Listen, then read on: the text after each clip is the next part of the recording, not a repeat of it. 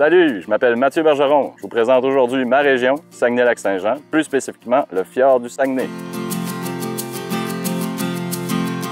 L'organisation, on organise toutes sortes d'activités.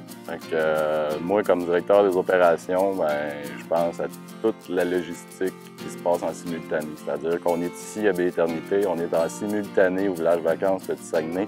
En simultané, il peut y avoir une expédition qui part, une location d'équipement, des transferts de voitures, puis on a aussi une autre base à Sainte-Rose-du-Nord. J'ai tout un paquet de personnes qui travaillent en simultané pour faire des expériences authentiques aux touristes.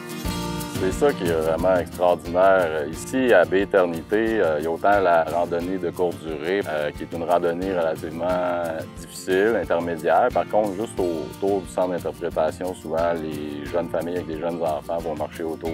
Considérant le kayak, au niveau du kayak de mer, nous, on a des sièges d'appoint. On peut asseoir des enfants en bas de 1,15 m à l'intérieur de l'îloire centrale.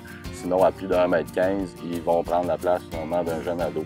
Effectivement, pour les plus sportifs ou les gens qui veulent explorer davantage le fjord du Saguenay, possibilité de faire des expéditions. Durée variant de 2 à 5 jours. Donc, le 5 jours, c'est la totale. On descend de la baie jusqu'à Tadoussac. Puis en plus, avec une bonne petite bouffe. Des fois, en plus, on a la chance d'avoir un paquet d'amis chasseurs. Des fois, on a accès à du chevreuil, du caribou, de l'orignal, mais ça, c'est aléatoire. C'est pas garanti à coup sûr. Après ça, au niveau du Zodiac, l'année dernière, on a acquis une nouvelle embarcation qui, elle, est beaucoup plus stable. Même dans des vents de 45 nœuds, ça devient sportif. C'est sûr, ces journées-là, ça prendrait des gens sportifs, mais des journées comme aujourd'hui, calme plat, un enfant de 2 ans peut venir faire dodo dans les Zodiacs pendant la balade, parce que ça arrive souvent. Le fjord est habité par certains mammifères marins, entre autres le phoque commun. Dans le secteur plus à l'est, on va rencontrer régulièrement des belugas, de petits rorquals, donc juste avant l'embouchure, quand on arrive dans le Saint-Laurent. Donc c'est une place, c'est un endroit assez unique.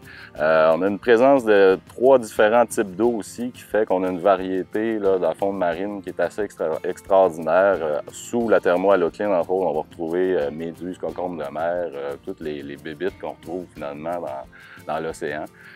Donc c'est assez extraordinaire. Ici, en fait, c'est un graben, c'est une fissure qui est apparue dans l'écorce terrestre. Donc du même coup, une fissure apparaît à une profondeur de 1500 mètres. Du même coup, les plaques tectoniques, ça bouge, les montagnes se relèvent. Donc, qui ont arrivé, selon les informations, à 3500 mètres. On a eu 3 périodes glaciaires qui ont piétiné finalement ces montagnes-là pour laisser 900 mètres à 1000 mètres de sédiments au fond du Saguenay.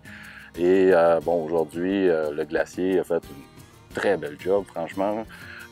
Donc d'un côté, c'est plus arrondi, de l'autre côté, on a des caps vraiment escarpées, on a des baies comme ici, qui est considérée comme l'une des plus belles baies au monde. Donc la baie Éternité, les bateaux viennent s'y réfugier pour passer la nuit.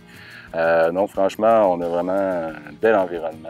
Et c'est le fun de constater la géomorphologie, donc de voir un peu comment ça s'est construit tout ça. Moi, je recommande fortement aux gens qui veulent s'initier à une activité nautique sur le fjord pour découvrir le fjord, de faire affaire avec des entreprises, entre autres membres d'Aventure Écotourisme Québec, parce qu'on met le paquet pour finalement encadrer de façon sécuritaire l'activité. Puis en plus, la présence d'un guide, ça permet d'apprendre des choses.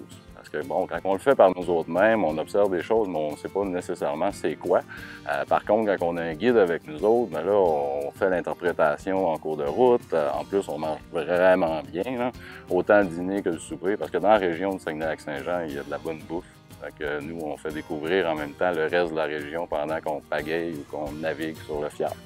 Donc, c'est vraiment un bel endroit. C'est unique au monde, en fait, et accessible. Plein d'activités à faire.